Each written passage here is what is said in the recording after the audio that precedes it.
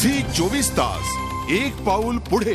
भोसरीमधल्या पोटनिवडणुकीत राष्ट्रवादी काँग्रेसच्या श्रद्धा लांडे यांच्या दणदणीत विजयामुळे भोसरी विधानसभा मतदारसंघाचं चित्र बदललंय। या निवडणुकीमुळे शिवसेनेसाठी धोक्याची घंटा वाजली तर आमदार विलास लांडे यांच्यासाठी मात्र हा विजय दिलासा देणार आहे। निवडणूक एका प्रभागाची असली तरी आमदार विलास लांडे यांनी एका दगडात अनेक पक्षी मारत विधानसभा निवडणुकीची तयारी सुरू केल्याची चर्चा सुरू झाली आहे। भोसरी हा पुणे जिल्ह्यातला सर्वाधिक संवेदनशील मतदारसंघ, त्यामुळेच या मतदारसंघातल्या महापालिका पोटनिवडणुकीकडे सगळ्यांचं लक्ष लागलं होतं। शिवसेनेच्या सुलभा उबाळे आणि विलास लांडे यांनी ही निवडणूक प्रतिष्ठेची केली होती। विलास लांडे यांनी ऐनवेळी भाजपच्या उमेदवार असलेल्या श्रद्धा लांडे यांना राष्ट्रवादीत आणून उमेदवारी दिली आणि महायुतीला पहिला धक्का दिला। शिवसेना नेत्या सुलभा उबाळे यांनी भाजपची जागा असतानाही अखेरच्या क्षणी शिवसेनेच्या सारिका कोतवाल यांना उमेदवारी देत निवडणूक प्रतिष्ठेची केली। पण निवडणुकीपूर्वीच सारिका कोतवाल यांच्या पतीला मारहाण झाली आणि भोसरीत संघर्ष टोकाला पोहोचला।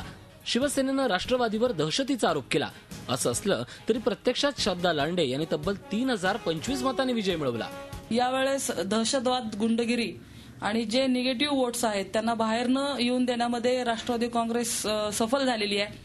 आज बघितलं तर मागच्या वेळेसपेक्षा आमची टक्केवारी वाढलेली आहे आणि उमेदवाराच्या पतीला झालेली मारहाण, पोलिंग एजंटला झालेली दमदाटी, स्लिपाही वाटून नाही दिल्या, म्हणजे ही काही लोकशाहीमध्ये झालेलं निवडणूक आहे असं म्हणता येणार नाही। राष्ट्रवादी काँग्रेसच्या उमेदवारांना एकतर्फी विजय मिळवला असला तरी विलास लांडे यांची ही धूर्त खेळी असल्याची टीका शिवसेनेनं केली आहे। नात्यागोत्याचं राजकारण झालेलं आहे। एकतर तो उमेदवारच मुळात भाजपचा होता। शिवसेनेच्या माजी शहर प्रमुखाची मुलगी आणि त्या उमेदवाराचा जुळून दिलेला विवाह ह्याची जीत झालेली आहे। ही आमदारांच्या कूटनीतीची जीत झालेली आहे।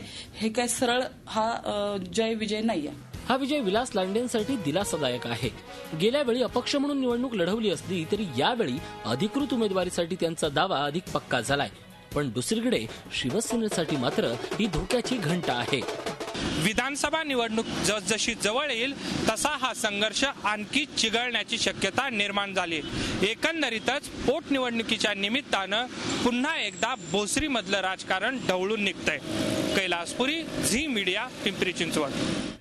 झी 24 तास एक पाऊल पुढे।